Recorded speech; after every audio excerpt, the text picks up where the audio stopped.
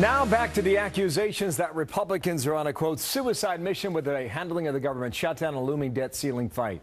And it's coming from one of their own. New York Congressman Peter King on Fox News Sunday, hitting his colleagues for allowing the shutdown. Reaction from Republican Senator Mike Lee out of Utah. Sir, good morning to you. And thanks for coming back here.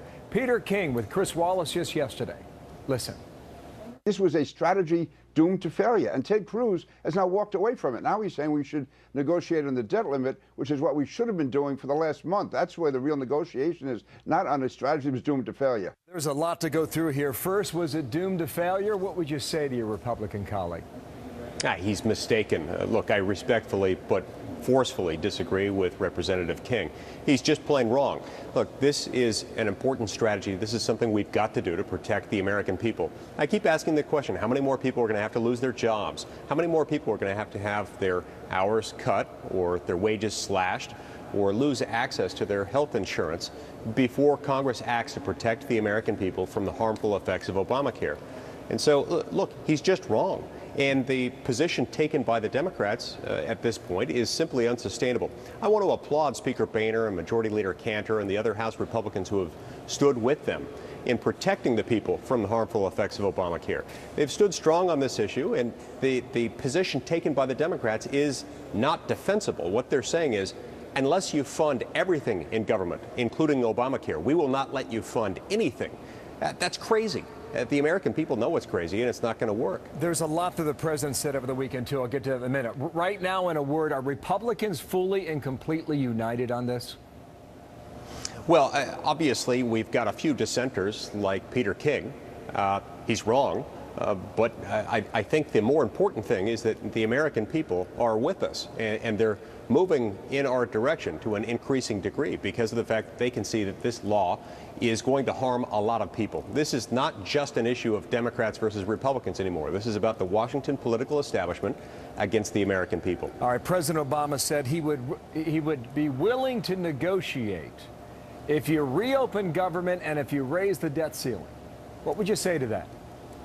Well, I'd like to know what it is that he's willing to negotiate on. I mean, first of all, the fact that he's even willing to negotiate at all is itself a welcome change. But it is a change because so far what he's been telling us is you do it my way, you do it exactly my way, or we will not do it at all. He can't do that. He's not a dictator. He's not a despot. He does have to deal with Congress. So if he's willing to negotiate, that's great. The other I'd like thing to he see said, where he's willing to and I don't know if negotiate. this is a softening of his position, he'd be willing to negotiate on Obamacare. How did you interpret that comment? Well, I would like to think that he was coming to his senses and that he was acknowledging that this law's not ready to implement. That's really what kickstarted this movement back in early July, was when I saw that he was changing the law, when I saw that the president himself was saying this law is not ready to implement and he's not going to follow it. I thought, well, Congress shouldn't fund it if it's not ready, if he's not going to follow the law. I hope that's what he means, but no one knows at this point. Your colleague Ted Cruz said that mitigating or lessening the impact of Obamacare should be directly tied to the debt ceiling fight. Now, how would that play out, do you believe? You know, I'm not certain. Up until this point, we've seen this as an issue tied to the continuing resolution, because it's the continuing resolution that funds government, that keeps it funded.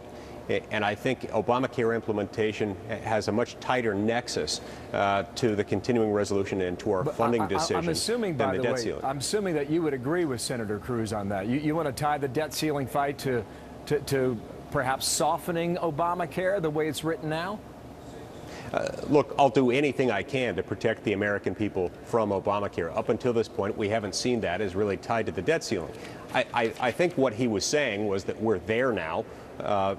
Those who have been responsible for the timing of this have perhaps caused it to coincide directly with where we are right now, and maybe we're forced to tie it all together. I don't think that's necessarily ideal, but perhaps it's where we are. Okay, well, final question. Quick answer. How long does the shutdown last? I have no idea, but I don't think it should last longer. I don't think it needs to last beyond this week. I mean, look, we can fund 98% of government by funding those things that have nothing to do with the implementation of Obamacare. We can do it right now. We can do it in a matter of hours.